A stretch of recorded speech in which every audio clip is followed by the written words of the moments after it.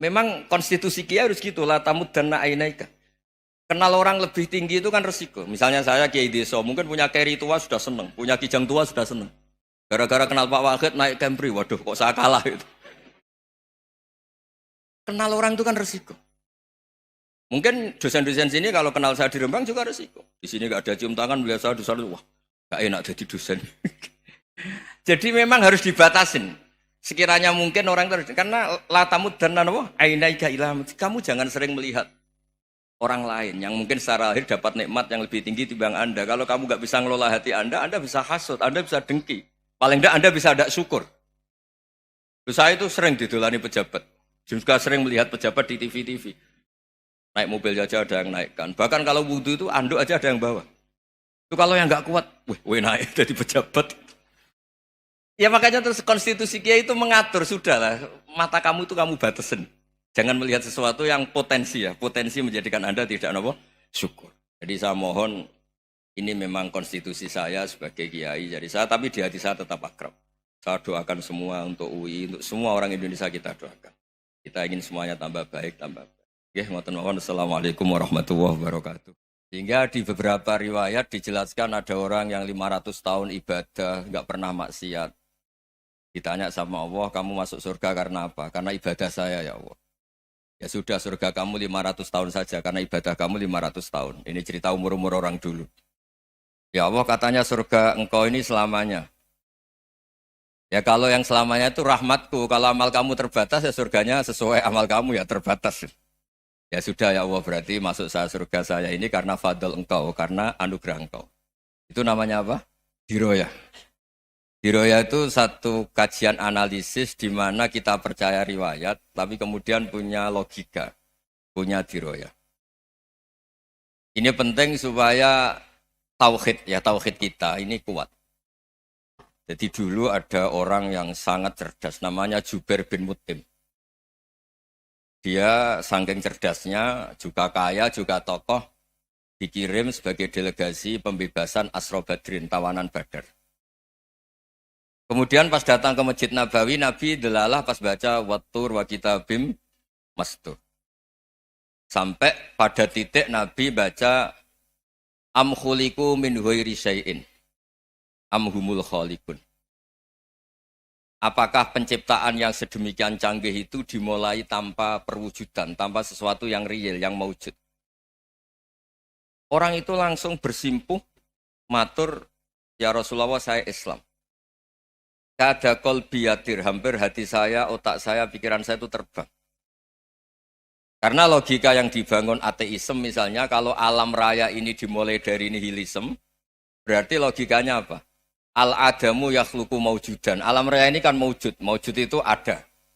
Kalau yang lebih dulu itu ketiadaan, berarti ketiadaan menjadi sebab kewujudan. Kalau dalam bahasa Arab itu al-adamu yakhluqu maujudan. Sesuatu yang harusnya nggak jadi faktor karena ketiadaan, menjadi faktor sesuatu yang nyata. Itu kan nggak masuk akal. Ya, kalau alam raya ini ada al-adam sing yasbiku maujudan, berarti alam raya ini al-adamu yakhluqu maujudan, suatu yang tidak ada menciptakan yang ada. Dengan logika itu terus kita ngaji, diajari sama guru-guru kita, sifat dasar Allah itu maujud. Wallahu maujudun qadimun. Terus masuk. Yang harus distatuskan pertama dari Allah itu apa? Maujud, wujud. Karena dengan wujud ini layak menjadi penyebab adanya alam raya ini. Sehingga ketika kita menolak faham nihilisme atau ateisme, faham tanpa Tuhan, tanpa pencipta awal, kita punya diroyah. Bahwa tidak mungkin ketiadaan ini menjadi sebab perwujudan alam raya ini. Yaitu amkhuliku min ghairi syai'in. Masa alam raya ini diciptakan tanpa sebab yang nyata, yaitu wajibil wujud. Siapa itu? Allah Subhanahu wa ta'ala. Begitu juga menyangkut sholawat. Orang boleh beda pendapat tentang redaksi sholawat. Ada yang sholli ala Muhammad, ala Sayyidina Muhammad, Nabi Muhammad. Monggo lah masalah redaksi saja. Tapi setelah dianalisis, Nabi itu Pak Rektor, jadi Nabi setelah Nabi Isa saking dihormatinya sampai dituhankan. Juga jadi Nabi yang ada cerita masih hangat, orang Yahudi itu bunuh Nabi. Jadi yang satu mendudukkan Nabi sedemikian tinggi sampai kayak Tuhan, yang satu menjatuhkan Nabi sedemikian rendah sampai dibunuh. Kayak apa susahnya jadi Nabi Muhammad SAW. Kemudian dengan gampang Hadaddin agama ini bikin syariat yang bernama sholawat. Redaksinya monggo lah sesuai tradisi masing-masing. Allahumma sholli ala Muhammad, Allahumma sholli ala Sayyidina Muhammad, ala Nabiyina Muhammad, monggo lah. Tapi yang jelas redaksi ini kalau di diroyah dikaji, Allahumma itu Tuhan, Tuhan itu pemberi. Wa Muhammadun wa in jalla qadruh abdun min ibadi. Muhammad apapun tinggi derajatnya tetap berstatus hamba. Sehingga agama ini terjaga oleh syihotus sholawat. Agama ini terjaga oleh redaksi sholawat. Yaitu Allah tetap pemberi sebagai Tuhan yang enggak tersaingi, la syarikalah. Rasulullah Muhammad wa in jalla qadruh. Apapun prestasinya, bisa mi'raj, bisa apa saja, tetap seorang hamba yang butuh muhtajun ila rahmatih. Jika redaksi Allahumma sholli ala Muhammad ini mengukuhkan yang Tuhan tetap Tuhan, hamba pilihan tetap hamba pilihan. Tentu dengan redaksi ini kemudian kita mendudukkan Nabi benar-benar posisi terhormat. Yaitu orang yang paling berhak dapat askat tahiyat. Mendapat penghormatan Allah paling tinggi, yaitu Rasulullah Muhammad SAW. Dan itu diulang-ulang oleh Allah. Subhanalladzi asra bi'abdi. Status hamba ini diulang. Lagi-lagi ini bernama diroyah. Bernama apa? Contoh ketiga misalnya fihi ayatum bayinatum maqamu Ibrahim. Dulu orang Yahudi itu ada diskusi masif. Syaratnya Nabi itu mbah-mbahnya harus Nabi. Harus keturunan Nabi. Kemudian semua Nabi rata-rata di Palestina, di Syam. Lalu Muhammadnya asal-usulnya dari mana? Tahu-tahu orang Arab kok Nabi, padahal orang Arab itu dulu jahiliyah. Walhasil terus diceritakan, bukti Muhammad ini turunan Ibrahim adalah ada jejak kaki Nabi Ibrahim di dekat apa? Ka'bah. Fihi ayatum bayinatum maqamu Ibrahim. Kalau Nabi Ibrahim pernah di Mekah, artinya beliau pernah meninggalkan turunan yang di Mekah. Itu bernama Nabiuna Muhammadun sallallahu alaihi wasallam. Itu disebut fihi ayatum bayinatum maqamu Ibrahim. Nah, itu namanya diroyah. Diroyah itu satu perilaku keseharian kita beragama, kemudian tahu logikanya. Yang keempat misalnya, mangkana yu'minu billahi wal yaumil akhir fal yukrim apa? Jahro. Orang yang iman karena Allah dan Rasul, maka memuliakan tetangganya. Andaikan pakai hukum sosial, tentu kalau tetangga kita baik, kita baik. Kalau kurang baik, kok kurang penggawean kan gitu. Tapi dulu itu pernah ada seorang ulama itu dibully ya, dikerjain sama anak muda tetangganya. Pak Kiai datang ke rumah saya, orang ini datang. Kemudian setelah di rumahnya, saya tidak jadi butuh sama Pak Kiai, silahkan pulang. Itu Kiainya senyum menikmati. Dan itu terulang 3 kali. Dibully seperti itu, dikerjain terulang 3 kali. Lalu tetap Kiainya tuh asik, seneng sekali. Lama-lama muda ini tanya, kenapa engkau tidak tersinggung? Padahal saya kerjain sampai 3 kali. Tak undang, terus tak suruh pulang, tak undang, tak suruh pulang. Kata Kiai tadi, yang memerintahkan baik sama tetangga itu Allah. Jadi saya nikmati ketika bisa baik sama Anda. Tidak ada urusannya dengan perilaku Anda yang menolak saya. Nah itu terus kita tahu, memang motifnya kita baik sama tetangga karena iman sama Allah dan Rasul, bukan hukum kompensasi sosial. Jadi kalau mau diteruskan Pak Rektor, saya ngajar di sini ya karena perintah Allah itu orang alim harus ngajar, bukan karena perintah Rektor. Kalau diteruskan. Ya saya mohon juga gitu, para dosen, para karyawan di sini, kalau nggak khianat dengan UI itu karena takut sama Allah, jangan takut sama Rektor. Kalau Anda baik juga karena Allah, jangan baik karena apa? Rektor. Bagaimanapun ya semua kita ini makhluk. Makhluk itu la yadurru wa la yanfa. Begitu juga melihat Indonesia. Melihat saya ini kan ikut di UI itu lama sekali, ikut sama Profesor Zeni, dari Profesor Zeni nulis tafsir. Mungkin Pak Hersoyo tahu banyak, dulu Pak Lutfi ya tahu banyak. Tapi saya memang nggak pernah terbuka karena ya memang nggak ingin sebenarnya. Kondisi ini kondisi darurat. Sehingga saya tahu cara berpikir Profesor Zaini, ya tahu komitmen beliau pada UI. Dan pendiri UI memang ya banyak yang dari tokoh NU, Muhammadiyah, dari tokoh-tokoh ormas yang lain memang didirikan banyak orang. Hingga UI memang nggak milik ormas apa tertentu. Dari satu sisi memang baik, nggak dikuasai ormas tertentu. Tapi nanti kalau keterusan ya nggak berbentuk. Karena nggak Ya sudahlah dikelola saja. Sambil-sambil jelas, sambil-sambil kadang nggak jelas, yang penting ikhlas tadi. Karena kalau terlalu asobia itu jadi repot. Kita ini yang nekuni fikih itu tahu, kalau udah kuno itu madhabnya Hanafi. Kuno itu madhabnya Syafi'i. Tahu-tahu seakan-akan Imam Syafi'i itu NU, Imam Abu Hanifah itu Muhammadiyah. Padahal ini orang-orang yang sebelum NU dan apa? Muhammadiyah. Jadi kalau kita yang nekuni ilmu itu biasa saja dengan perbedaan. Tapi kalau orang-orang yang nggak siap dengan perbedaan itu sampai Allah disifati Ta'ala itu tidak terima. Padahal Ta'ala itu maknanya Maha Luhur, yang Maha Agung. Jadi ada seorang kiai kebetulan pidato pertama Pak Rektor. Assalamualaikum warahmatullahi ta'ala wabarakatuh. Di mubalik kedua ini nggak terima karena itu dianggap bid'ah ada ta'ala.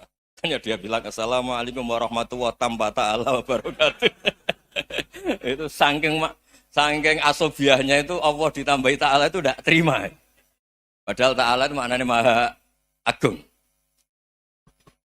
Nah itu kan jadi repot kalau asobia gitu. Kalau kita ngadepi perbedaan itu biasa saja. Karena kita mungkin bacanya banyak, lihat hal-hal seperti itu ya biasa saja. Karena dulu itu perbedaan itu urusan sudut pandang. Ya saya ulang lagi, perbedaan itu sudut. Allah yang Tuhan saja sering didebat sama nabi-nabinya. Karena urusan sudut pandang apa? Saya beri contoh ya. Suatu saat Khalilur Rahman Ibrahim itu saatnya meninggal sama Allah, Israel disuruh. Israel itu Ibrahim saatnya meninggal, ambil nyawanya. Setelah datang ke Ibrahim, ya Khalilur Rahman Ibrahim, saya disuruh nyabut nyawa Anda. Itu Israel dipaksa mikir sama Ibrahim. Hal ra'aita khalilan yumitu khalilah. Kamu tahu orang yang mencintai kemudian bunuh yang dicintai. Itu logika agak benar. Akhirnya Israel kan nggak biasa debat, kan nggak dilatih debat, nggak pernah ikut lomba UI debat ilmiah. Dia taunya nyambut nyawa aja.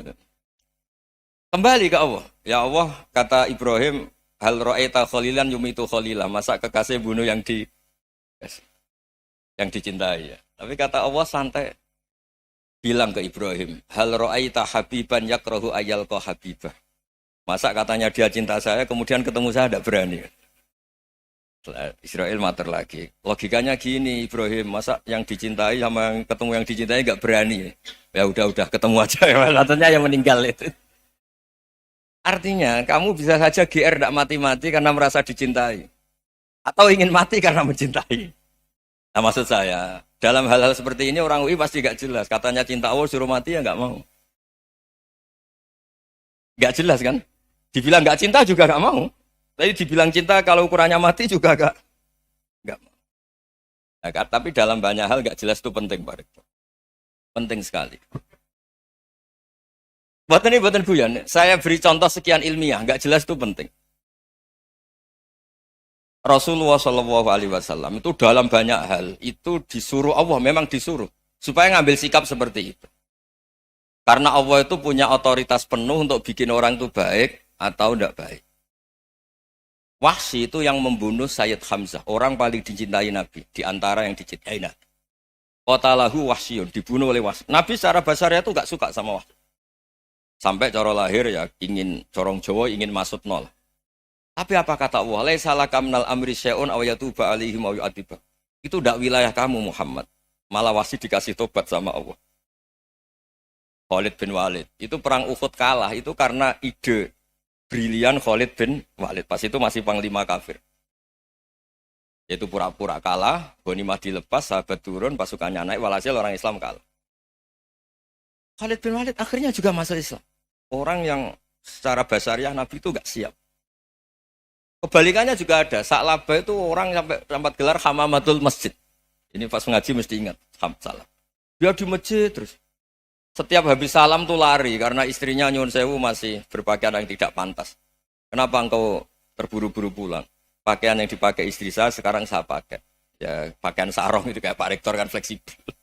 Ini khusus mau Ramadan, tidak akan sarungan terus, gak usah khawatir. Jadi ini tadi sudah perjanjian. Saya yang kiai celananan, beliau yang rektor pakai sarung. Jadi iya. Supaya itu barter madhab. Tapi hanya sekali ini aja, bukan. Jadi jangan diharapkan ini jadi tontonan terus-menerus. Dan ini barter mata. Saya sama Profesor Kores juga sering gitu. Saya pakai sarung yang Dihadiahi beliau, beliau pakai sarung yang dihadiahi saya. Memang itu tradisi Islam. Tahadau tahabu, kamu saling memberi hadiah maka kamu saling mencintai. Bukan riswah, bukan riswah. Walhasil terus Sa'labah ini mbok saya didoakan Nabi supaya saya kaya, supaya tidak sering ganti-ganti pakaian seperti ini sama istri saya. Jangan-jangan kamu miskin itu lebih baik. Ngotot minta didoakan. Didoain Nabi kaya, terus lama-lama ninggal sholat, ninggal jamaah. Itu Allah belum tersinggung. Yang mulai Allah tersinggung itu kan saya sering fatwa di mana-mana, sering memberi saran. Mumpung kamu miskin itu sering sedekah. Karena kalau sudah kaya itu tidak bisa. Saya memberi analogi gini. Kalau saya masih santri miskin, punya uang 100.000, diminta guru saya 50 tak kasihkan. Padahal itu 50%. Punya 2 kambing kurus, diminta guru saya 1 pasti tak kasihkan. Padahal itu 50%. Jadi kalau punya sapi Brahman atau sapi limusin yang harganya itu 100 juta, punya 2, diminta 1 boleh enggak? Enggak boleh. Saya punya motor butut 2, diminta teman saya 1 boleh. Tapi kalau Davidson Harley itu enggak boleh. Itu. Nah, walhasil itu kalau kita miskin, misalnya kita zaman kuliah atau zaman mondok atau zaman apa saja, punya uang 100.000, nartik temannya sampai 50.000 kan biasa. Tapi setelah 1 miliar, berani enggak kamu kasihkan 500 juta? Sama-sama 50%. Enggak kan? Nah Sa'labah gitu, ketika zakat masih per 40 kambing, 1 kambing, itu sebenarnya kan masih ringan. 41, 82.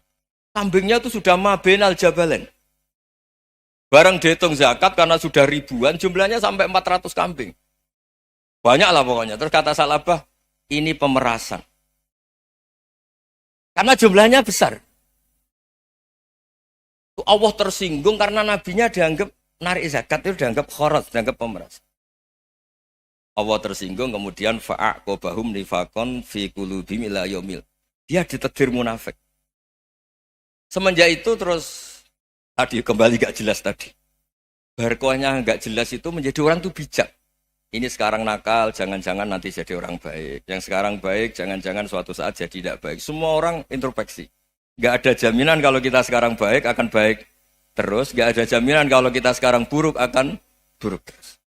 Sehingga terus banyak kiai-kiai bijak itu memang lahirnya gak tegas. Tapi gak tegas itu yang menjadikan bijak. Karena sama-sama mungkin. Itu yang disebut laisa laka minal amri syai'un aw yatuba alaihi wa yu'adzibum. Itu tidak wilayah kamu. Ketika Allah mengomentari orang munafik juga wa yu'adzibal munafiqina insya'a aw yatub. Bisa saja ada yang disiksa, bisa saja ada yang dikasih tobat. Karena pola yang kita analisis itu semuanya menurut kita. Bukan menurut kemaslahatan orang apa? Banyak. Saya punya sekian contoh cerita. Orang yang sowan kiai baik-baik, mungkin bawa gula atau salam tempel, tidak tahu lah. Itu tidak mesti jadi wali. Tapi Kalijogo yang kenal Sunan Bonang, itu kenalnya itu karena ingin begal. malah jadi wali. Tapi tidak usah dicoba. Umar itu nyari Nabi itu mau dibunuh. Tapi malah tobat jadi orang baik. Jadi ini penting ngaji ya, supaya tidak tegas itu, tidak jelas itu kadang baik. Nah termasuk saya juga termasuk dia yang milih tidak jelas. Saya sering gojlok gini, Fajar Hadili ini murid-murid saya sering saya gojlok. Kalau semua sistem pendidikan kayak kampus, kayak UII, kayak UIN semuanya, itu sistem yang bagus. Karena tertib jam kuliahnya jelas, mata kuliahnya jelas. Kalau di pesantren itu Pak Arso, itu nggak tertib. Tapi justru itu enak, ketemu di jalan orang berani tanya. Nah ini kalau mbak-mbak misalnya menstruasi, mau belajar haid nunggu semester berapa baru tahu. Itu bisa sekian tahun nggak sholat karena nunggu pelajarannya baru diterangkan. Mau haji juga gitu, nunggu mata pelajaran haji. Kalau nggak jamnya, nggak mau dosennya ngajarin. Ya, kalau kiai kan enggak, ketemu di jalan tanya, dijawab. Jam berapa juga dijawab. Artinya Indonesia itu berkah, ada sistem kampus yang tertib. Ya semoga termasuk tertib gajinya. Tapi tertib gajinya itu juga sebenarnya rugi. Saya sering ada pegawai negeri Gus, tolong doain saya jadi PNS enak jadi.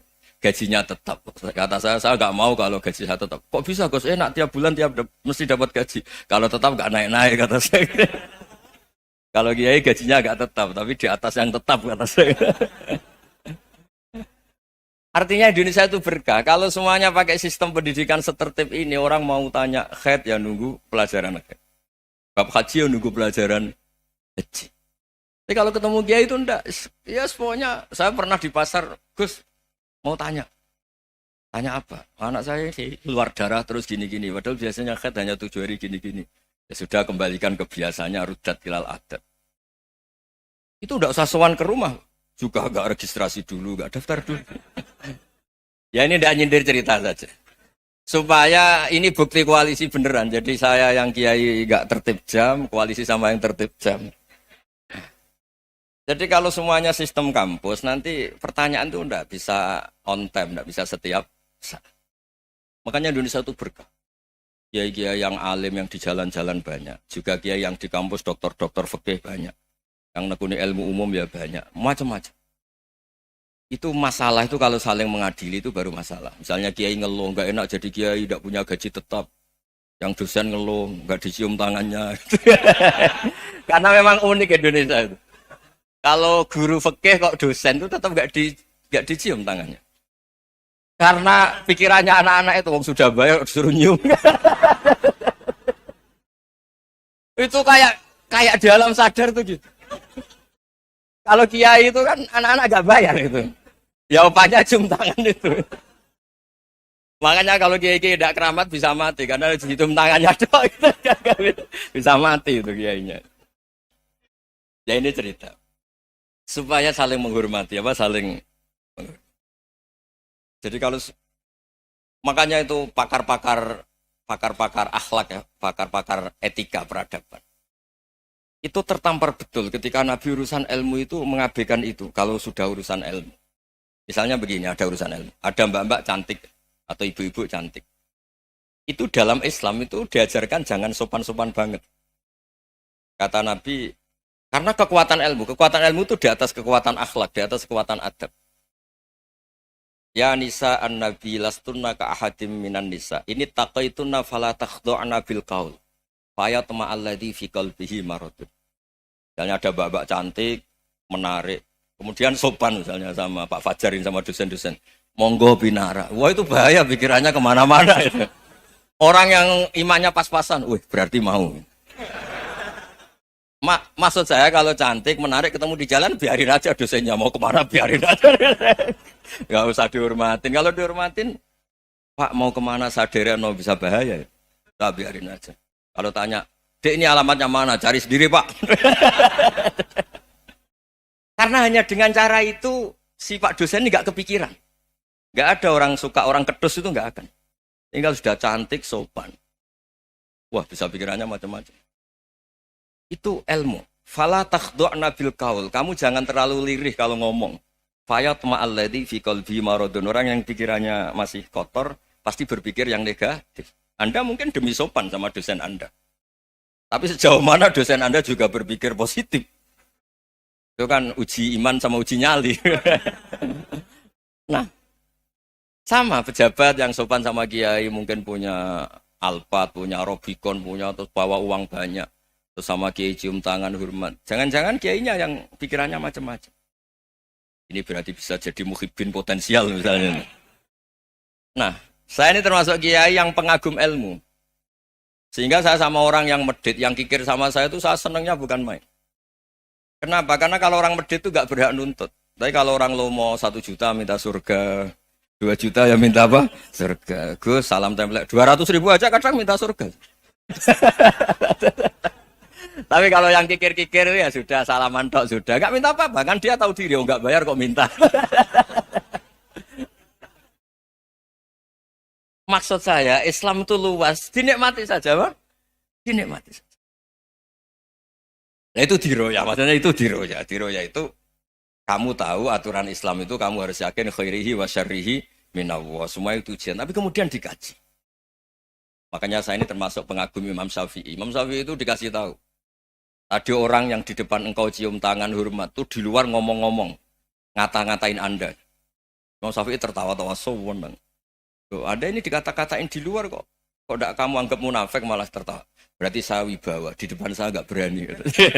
Dianggap enteng saja. Dibilangin, sebagian orang kampung sini nggak suka sama engkau. Baguslah, nggak akan lu pinjem uang sama saya. Kata. Di mana-mana orang pinjem minta tolong tuh karena seneng. Kalau benci kan enggak. Intinya dianggap enteng saja. Yang terjadi di dunia itu semuanya dianggap enteng saja. Man asa ilaika fakot atlakoka. Yang berburuk sama kamu itu membebaskan kamu. Coba kalau akrab, titip. Ya misalnya akrab sama Pak Fajar. Bilangkan ke Pak Rektor, sangkap tuh jadi guru tetap atau apa, kan ribet. Kalau tidak cocok kan nggak minta apa-apa. Makanya hati-hati Pak Rektor sama yang akrab-akrab itu. Itu dulu saya juga nggak paham. Di antara wasiat Bapak yang sering diulang-ulang tuh itu. Suatu saat kamu jadi kiai, ngelola orang nggak seneng tuh gampang. Sudah, situ orang lain. Tapi kalau ngelola orang seneng tuh repot. Mintanya aneh-aneh. 100.000 aja minta surga. Hanya teman tenis saja minta naik jabatan. Intinya itu ya sudahlah dikelola. Yang seneng ya berkah, mungkin teman berjuang, teman diskusi. Yang nggak seneng ya berkah, karena ini tidak minta macam-macam, nggak seneng. Nah itu namanya diroya. Diroya itu satu kajian keilmuan yang menjadikan kita ini nyaman dengan riwayat-riwayat, panduan-panduan dari Rasulullah Shallallahu Alaihi Wasallam kayak tadi. Kenapa sih tentang baik sama tetangga, baik sama tamu? Hitung-hitungannya itu mangkana yu'minu billahi wal yaumil. Saya pernah dicium sama orang miskin yang akut, miskin betul. Itu tak ajarin, Anda ini lebih hebat ketimbang orang-orang kaya. Misalnya gini, misalnya ada komunitas rektor atau kiai besar. Saya ini kata orang banyak termasuk kiai besar. Mungkin kalau pinjam uang itu karena mau beli mobil, aksesoris mobil, karena kita kiai top atau rektor atau orang-orang top. Kalau sesama orang miskin itu pinjem-pinjemannya itu urusan beras, itu urusan nyawa. Keren mana? Nyelamatkan nyawa sama aksesoris mobil. Nyawa. Jadi pahala kamu pasti lebih besar.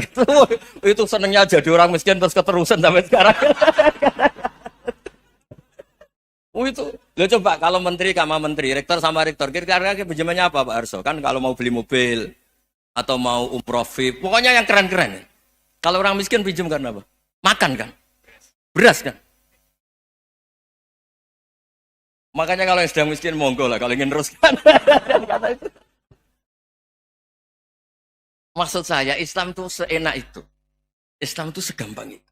Sudahlah yang sedang miskin ya keren. Karena sekali sosial itu urusannya apa? Nyawa. Tapi kalau miskin semua ya Indonesia bisa tutup kan. Ya sudah yang kaya-kaya itu saya menyelamatkan Indonesia karena bayar pajak yang menjadikan Indonesia berjalan. Tapi ya dipakai yang benar. Nah, begitu seterusnya. Ada kiai miskin cerita ke kita. Gus, enak jenengan alim, terus punya santri banyak, bisa ngajar di mana-mana. Saya bilang, hebat kamu. Dia hidup di daerah tertinggal. Itu yang diajarkan kan hanya tauhid. Kan nggak mungkin desa tertinggal baca fikih perbandingan madhab. Kan nggak mungkin. Kalau yang kayak Pak Fajar, Pak Sadali kan nggak mungkin. Fikih perbandingan apa? Madhab. Menyorot madhab dunia. Gaya engke-engke itu kan nggak benar. Tapi pertanyaannya, yang menyelamatkan masuk surga itu tauhid apa perbandingan madhab? Tauhid. Ini hanya mengajarkan fardu kifayah, sunat-sunat. Ini Anda mengajarkan fardu ain. Surganya dulu kamu. Oh terus senangnya jadi kayak gitu. Karena yang diajarkan apa? Tauhid. Sementara kita yang gaya-gaya ini, ajarkan perbandingan apa? Ada studi banding ke Al-Azhar kemana-mana. Ini enggak, tauhid. Dari orang nyembah pohon jadi nyembah Allah Ta'ala. Keren enggak? Keren. Jadi terus kiki sama saya senangnya bukan karena tak bela. Tapi ada yang agak kurang ajar, tanya saya. Kalau itu hebat, kenapa Gus gak mau jadi kayak gitu? Waduh. Wah ya repot kalau pertanyaan. Terus tak jawab, kalau saya jadi kiai desa, kamu ngangsu ilmu dari mana coba? Ya dari jenengan, ya kalau sama gobloknya tidak bisa. Ya sudah, Gus aja yang jadi kiai besar. Maksud saya, ya sudahlah kita begini seperti yang saya ajarkan di sini, saya sarankan. Supaya orang itu tahu. Ini namanya diroyah. Makanya kata Imam Ghazali itu, kalau kamu ingin sopan gampang, melihat anak kecil, wa aqallu minni dzamban, dia dosanya lebih kecil. Karena masih kecil kan, tentu secara dosa enggak banyak. Kalau melihat orang yang tua, wa aktsaru minni ibadatan, dia tentu ibadahnya lebih banyak karena umurnya lebih banyak. Sehingga terus semua orang lain tuh di depan kita itu hebat. Ya semua orang lain sama misalnya Pak, ini rektor, Pak Fathul Wahid rektor. Tanggung jawabnya lebih banyak, berarti pahalanya lebih banyak. Tapi sama, ketika melihat Nyon Sewu, melihat pegawainya yang secara lahir di bawahnya, ini tanggung jawabnya nggak banyak, pasti salahnya juga enggak. Itu yang diajarkan Rasulullah SAW, sehingga enak lah. Tapi kalau kita melihat orang lain selalu salahnya, itu pecundang. Allah saja tidak seperti itu kan, amal baik ya ada khairan, amal buruk ya ada saron, semuanya dilihat oleh Allah Subhanahu wa Ta'ala. Saya itu punya teman Gus, agak beling, agak seenaknya. Dulu miskin. Wah itu seenaknya betul. Kayak kenal Tuhan. Tak tanya. Kenapa kamu seenaknya? 1 bulan tuh labanya bisa 200 juta sampai 500, sampai 1 miliar. Saya itu Gus, setelah duha itu perkembangannya bagus. Sholat duha itu. Saya pernah miskin, kan kata apa? Ingkana rizki fisama, apa? Wa ingkana qalilan, ya kalau fisama fa'anzilhu. Terus wa ingkana qalilan fakasirhu. Kalau sedikit perbanyak. Ini trennya sudah benar semua. Nah, wa ingkana apa? Ya, haroman fatohiru. Kalau haram yang kau sucikan. Makanya saya seenaknya kalau qalilan sudah fakasiru, paling trennya yang enggak benar juga fatohiru kata Mas. Dia yakin kalau yang enggak benar-benar sudah disucikan Allah, karena yang lain-lain sudah dari miskin sudah kaya, qalilan sudah fakasiru, paling yang haroman juga sudah fatohiru gitu. Tak tanya. Lah kamu kok tahu? Polanya sudah ada Gus, karena sang kamu sembrono sama Tuhan kok begitu kan. Tapi apapun itu seneng saya. Seneng saya sering salah teh, makanya saya mohon yang sekarang miskin sedang miskin itu ya ndak usah nyesal banget-banget. Kalau ingin kaya monggo lah, namanya orang juga ingin. Ya, tapi Anda harus bangga. Sosial antar kalian adalah urusan nyawa dan itu pahalanya luar biasa. Supaya kita, nah yang kaya-kaya juga boleh GR lah, karena pembayar pajak. Dan itu bisa menyelamatkan apa? Indonesia Raya. Begitu seterusnya.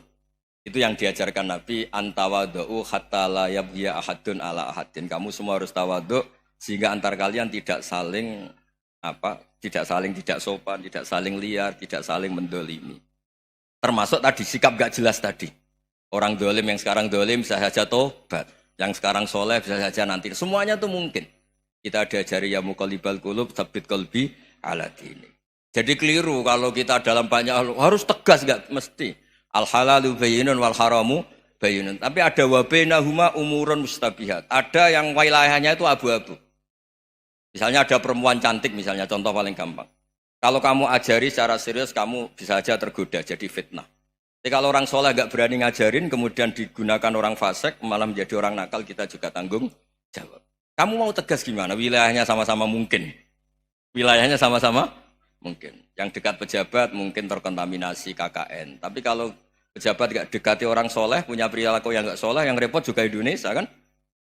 Nah hal-hal seperti itu kita tidak perlu ngambil sikap. Maksudnya gak usah ngambil sikap, ya kita buktikan kalau milih satu madzhab, kita buktikan semuanya lebih baik, semuanya lebih bermanfaat, semuanya lebih berperadaban. Karena nggak bisa dihindari wabena humain. Termasuk nyuwun sewu, saya mohon maaf sama mulai Pak Harso, Pak Lutfi sampai Pak Fathul Wahid. Saya ini termasuk kiai yang nggak suka dekat sama orang-orang top. Bukan karena hasud. Memang konstitusi kiai harus gitu lah, tamud dan na'inaika. Kenal orang lebih tinggi itu kan resiko. Misalnya saya kiai desa, mungkin punya keri tua sudah seneng, punya kijang tua sudah seneng. Gara-gara kenal Pak Wahid naik Kempri, waduh kok saya kalah itu. Kenal orang itu kan resiko. Mungkin dosen-dosen sini kalau kenal saya di Rembang juga resiko. Di sini gak ada cium tangan, melihat saya dosen, wah gak enak jadi dosen.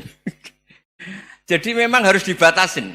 Sekiranya mungkin orang terus, karena latamud dan nanawa ainaika ilham. Kamu jangan sering melihat orang lain yang mungkin secara lahir dapat nikmat yang lebih tinggi timbang Anda. Kalau kamu gak bisa ngelola hati Anda bisa hasut, Anda bisa dengki. Paling tidak Anda bisa ada syukur. Saya itu sering didolani pejabat. Juga sering melihat pejabat di TV-TV. Naik mobil aja ada yang naikkan. Bahkan kalau wudhu itu anduk aja ada yang bawa. Itu kalau yang nggak kuat, wih naik jadi pejabat. Ya makanya terus konstitusi kiai itu mengatur, sudahlah. Mata kamu itu kamu batasin. Jangan melihat sesuatu yang potensi ya. Potensi menjadikan Anda tidak apa? Syukur. Jadi saya mohon, ini memang konstitusi saya sebagai kiai. Jadi saya, tapi di hati saya tetap akrab. Saya doakan semua untuk UI, untuk semua orang Indonesia kita doakan. Kita ingin semuanya tambah baik, tambah baik. Oke, ngoten mawon. Assalamualaikum warahmatullahi wabarakatuh.